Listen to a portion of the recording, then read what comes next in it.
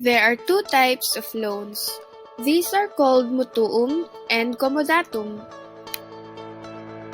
One day, Dr. Leia decided to buy a house. She went looking from one town to another until she found the house that she liked. She immediately spoke with a real estate agent and eventually decided to take the house through a rent-to-own agreement.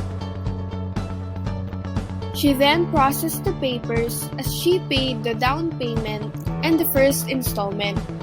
However, months after buying the house, her family decided to migrate to the United States.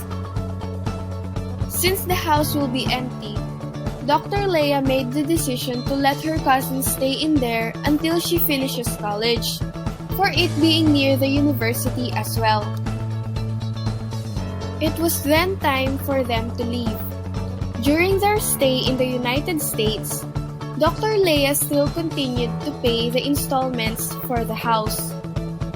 4 years later, Cora, her cousin, has successfully finished college. Dr. Leia's family also went back to the Philippines as they were welcomed by their families with excitement.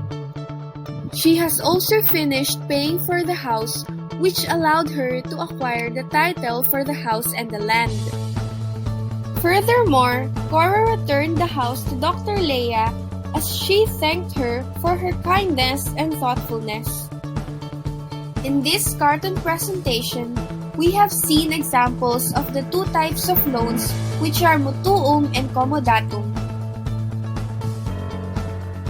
Mutuum or simple loan is loan of goods which will be used or consumed by the borrower to be repaid with goods of an equivalent quantity and quality.